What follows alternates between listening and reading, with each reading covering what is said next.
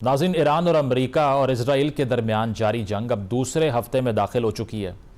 اس کے economic impacts بھی اب سامنے آ رہے ہیں۔ آج مارکیٹ کھلتے ہی ایشیا میں برنٹ کروڈ آئل کی پرائسز 24% اضافے کے ساتھ $114 فی بیرل تک پہنچ گئی۔ اب ہماری حکومت آئل پرائسز کی ان قیمتوں کو کیسے ہینڈل کرے گی، یہ ایک بڑا سوال ہے۔ حکومت کا ویژن ہم کچھ دنوں پہلے آئل اور ڈیزل کے ایک پرانے سٹاک پر $55 کے اضافے کی صورت میں پہلے ہی دیکھ چکے ہیں، اور بات یہاں پر بھی ختم نہیں ہوئی، بلکہ اس غیر منصفانہ اضافے پر حکومتی ترجمانوں کی طرف سے خصوصی طور پر یہ مینشن کیا جاتا رہا کہ ابھی تو ہم رحم دل حکمرانوں نے عوام کو ایک لیوریج دیتے ہوئے صرف $55 کا اضافہ کیا ہے، ورنہ یہ اضافہ تو $110 کا بھی ہو سکتا تھا۔ اس کے علاوہ ایک بڑی خبر یہ ہے کہ مجتبیٰ خامنہئی ایران کے تیسرے نئے سپریم لیڈر کے طور پر منتخب ہو چکے ہیں۔ ان کا انتخاب 88 رکنی اسمبلی آف ایکسپرٹس نے کیا۔ ان کا مختصر پورٹ فولیو یہ ہے کہ وہ ایک پبلک فگر کے طور پر نہیں جانے جاتے اور ان کی میڈیا پر زیادہ اپیرنسز بھی نہیں ملتی۔ سپریم لیڈر منتخب ہونے سے پہلے ان کے پاس باقاعدہ کوئی عہدہ نہیں تھا، لیکن یہ ضرور کہا جاتا ہے کہ ان کا انفلوئنس اتنا تھا کہ وہ اپنے والد تک رسائی دلوانے کے لیے جانے جاتے تھے، اور وہ ایران کے طاقتور ترین حلقوں میں ایک پاور بروکر کے طور پر جانے جاتے ہیں۔ بہرحال ان کے انتخاب پر ڈونلڈ ٹرمپ پہلے ہی یہ کہہ چکے ہیں کہ وہ امریکہ کے لیے ناقابل قبول ہیں۔ جب آج صدر ٹرمپ سے ٹائمز آف اسرائیل کو دیے ایک انٹرویو میں ایران کے نئے سپریم لیڈر کے بارے میں سوال ہوا تو انہوں نے صرف یہ جواب دیا کہ دیکھتے ہیں آگے کیا ہوگا۔ بہرحال مجتبیٰ خامنہئی کے لیے بطور نئے سپریم لیڈر اس وقت سب سے بڑا چیلنج ان اندرونی اختلافات کو قابو کرنا ہے جو اس وقت ایران کی حکومت میں بیٹھے ہارڈ لائنرز اور اعتدال پسندوں کے درمیان چل رہا ہے۔ اس کی مثال ہم ایرانی صدر مسعود پزشکیان کے اس بیان سے لیتے ہیں جس میں انہوں نے ایران کی طرف سے خلیجی ممالک پر حملہ نہ کرنے کی بات کی تھی، مگر بعد میں انہیں اپنا یہ بیان واپس لینا پڑا کیونکہ پاسداران انقلاب کے کچھ رہنماؤں اور دیگر ہارڈ لائنرز کی طرف سے انہیں تنقید کا سامنا تھا۔ اب جنگ کی بات کریں تو ایک طرف جہاں انسانی جانوں کا ضیاع بڑھتا جا رہا ہے تو دوسری جانب دونوں اطراف سے سویلین انفراسٹرکچر کو بھی نشانہ بنایا جا رہا ہے۔ ایرانی ریڈ کریسنٹ سوسائٹی کے مطابق اب تک امریکہ اور اسرائیل کے حملوں میں 6000 سے زائد شہری تنصیبات کو نشانہ بنایا جا چکا ہے، جس میں رہائشی عمارتیں اور بزنس یونٹس کے ساتھ کئی ہاسپٹلز اور 60 سے زائد سکولز بھی شامل ہیں۔ اس کے علاوہ ایران کا یہ بھی الزام ہے کہ امریکہ نے ان کے ڈیسیلینیشن پلانٹس کو بھی ٹارگٹ کیا ہے، جبکہ تہران میں موجود 4 آئل ڈیپو کو نشانہ بنایا گیا۔ اس طرح ایران بھی خلیجی ممالک کے ڈیسیلینیشن پلانٹس اور آئل ریفائنریز کو ٹارگٹ کر رہا ہے۔ اب یہ معاملات جو ہر گزرتے دن کے ساتھ مزید سنگین ہوتے جا رہے ہیں، وہ کس طرف جا سکتے ہیں، اور اس کی وجہ سے جو اکنامک کرائسس کا سامنا ہے دنیا پر، اس کے کیا اثرات پڑیں گے، اسی پر اپنی گفتگو کا آغاز کرتے ہیں۔ یوسف نظر صاحب موجود ہیں، آپ ماہر ہیں معاشی امور کے، اور تجزیہ نگار ایئر مارشل ریٹائرڈ شاہد اختر صاحب بھی ہمیں جوائن کر رہے ہیں۔ آپ دونوں کا بہت بہت شکریہ۔ یوسف صاحب، آپ سے آغاز کروں گا۔ آپ کو لگتا ہے کہ امریکن یا اسرائیلی کیلکولیشن تھی کہ یہ جنگ اتنی ڈریگ ہو جائے گی، ان کے آبجیکٹیو اچیو کرنا اتنا مشکل ہو جائے گا؟ جو اکنامک شاک ویو پوری دنیا میں کریٹ ہوئی ہے، پاکستان سے اگر ہم آغاز کر لیں یا برٹن تک چلے جائیں، تو گیسولین کی پرائزز ہوں یا جو سٹاک مارکیٹ ہے ان کا کریش ہونا ہو، یہ تو ایک بہت بڑا ریپل جو کریٹ ہو رہا ہے۔ آپ کو نہیں لگتا کہ سچویشن آؤٹ آف ہینڈ ہو رہی ہے، اور امریکہ کی اپنی جو سٹاک مارکیٹ ہے اگر اس سے یہ خلیجی ممالک اپنے پیسے ہی نکال لیں تو بہت بڑا کرائسس ایمرج کر جائے گا؟ So do you think Trump and his cronies calculated all of this, یا پھر یہ سرپرائز ہے ان کے لیے؟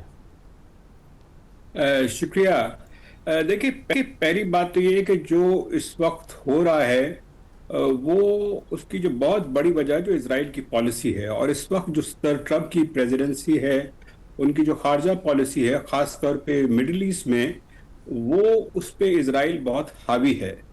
تو یہ ایک بہت بڑا فیکٹر ہے، اور اس بارے میں بہت زیادہ مختلف جو ہیں آوازیں آ رہی ہیں۔ کبھی وہ لوگ کہتے ہیں کہ ہمارا مقصد جو تھا وہ ایران کی جو نیوکلیئر کیپیبلٹی ہے اس کو تباہ کرنا تھا، پھر وہ بات کہتے ہیں ریجیم چینج کی، کبھی کہتے ہیں کہ ہمیں پرواہ نہیں کہ ایران میں کیا ہوتا ہے۔ اور اب جو ریسنٹ جو ڈیولپمنٹس ہیں جس میں ایران کی جو آئل انفراسٹرکچر جو ہے، جو ریفائنریز جو ہیں، وہ اس پہ اٹیک کیا گیا ہے، اس سے تو یہ ظاہر ہوتا ہے کہ اسرائیل کو نتائج کی پرواہ ہرگز نہیں ہے۔ تو اس سے ایک بہت ہی زیادہ خوفناک صورتحال پیدا ہو گئی ہے، جس کا آج جو ہے ایک ریفلیکشن آپ نے دنیا کی جو آئل مارکیٹس ہے اس میں دیکھا ہے، اور آئل کی قیمت جو ہے وہ $100 بیرل سے काफ़ी ऊपर चली गई है, 119-20 तक पहुंची, थोड़ी नीचे भी आई है, लेकिन बहरहाल जो और दूसरी तरफ जो यूएस बॉन्ड्स हैं जिनकी कीमतें आमतौर पे क्राइसिस के दौरान जो है वो बढ़ती हैं, इसलिए कि उनकी डिमांड ज़्यादा होती है। एक बहुत सिग्निफिकेंट बात यह है कि जो बॉन्ड्स हैं, यूएस बॉन्ड्स, गवर्नमेंट बॉन्ड्स भी, उनकी कीमतें गिरी हैं। तो ये एक बहुत बड़ा शदीद बहरान का सामना है। मैं नहीं समझता कि जो गल्फ की रियासतें हैं उनके पास कोई ऑप्शन है या वो पैसे विड्रॉ कर सकती हैं। मैं इसको इस तरह से बिल्कुल नहीं देख रहा। जो सबसे अहम बात है वो ये है कि सदर ट्रंप साहब को भी इस बात की कतन परवाह नहीं है कि ऑयल प्राइसेस को क्या होता है, वो इसको इस तरह से नहीं देख रहे।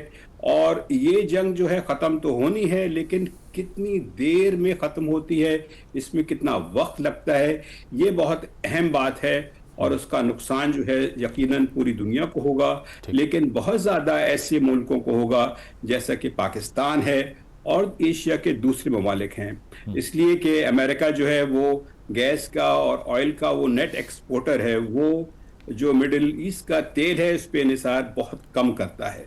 तो इसीलिए शायद वो उनको इस बात की परवाह नहीं है कि जो दूसरी रेस्ट ऑफ द वर्ल्ड है उसके साथ क्या होता है। सही, आपने कहा इजराइल को ऑब्जेक्टिव्स की परवाह नहीं है। इस पे शाहिद साहब, since you have been in Syria as well, और आप मिडल ईस्ट को खासा करीब से इंसाइटफुली देखते हैं, जो प्रोग्नोस्टिकेशन की जा रही है कि आगे चलकर ये जंग किस तरफ जा सकती है, अब उसमें मल्टीपल सिनेरियोज़ हैं। जो हिब्रू में ख़िताब किया आज से 2 रोज़ पहले नेतन्याहू ने, उसमें तो वो हिंट कर रहे हैं कि हम न्यूक्लियर अटैक की तरफ भी जा सकते हैं। तो आपको क्या लग रहा है कि ये प्रोग्रेस कैसे कर रही है जंग? कोई मीडिएशन हो जाएगी जिस तरह ओमान ने ऑफ़र किया, या फिर रशिया या चाइना से उम्मीद लगाई जाती है, या आपको लगता है कि ये जो ग्राउंड ऑफेंसिव की बातें की जा रही हैं जिसमें कुर्दिश जो मिलिटेंट्स हैं उनको टारगेट किया जाएगा, या फिर फोर्सफुली रिजीम चेंज करवाने की कोशिश की जाएगी नए आयतुल्ला के आने के बाद? Where do you think is it going? Thank you very much Muzammil साहब। The little I know you, आप एक रियलिस्ट हैं, तो मैं आपको मतलब वो सिर्फ फील गुड फैक्टर के अलावा भी बताना चाहता हूँ कि how this war is progressing.